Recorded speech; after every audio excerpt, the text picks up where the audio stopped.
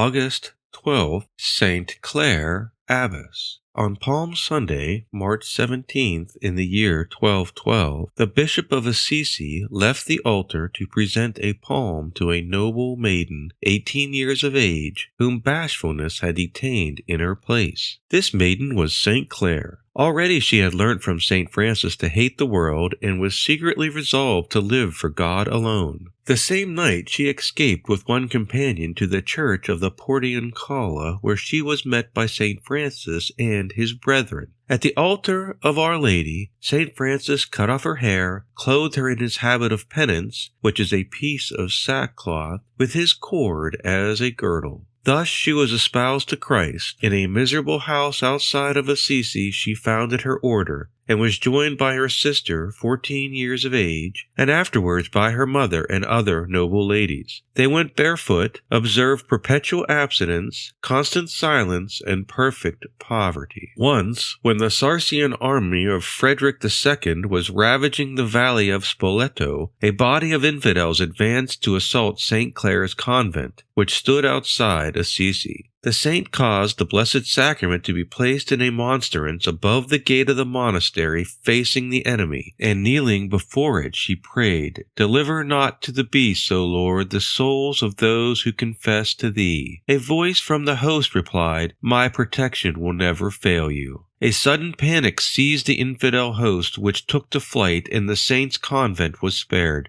During her long illness of 28 years, the Holy Eucharist was her only support, and spinning linen for the altar the one work of her hands. She died in the year 1253 as the Passion was being read, and Our Lady and the angels conducted her to glory. At Pope Innocent's request, the canonization process for Clare began immediately, and 2 years later, in the year 1255, Pope Alexander IV canonized Clare as St. Clare of Assisi. St. Clare is often pictured carrying a monstrance to commemorate the time she warded off the soldiers at the gates of her convent with the Blessed Sacrament.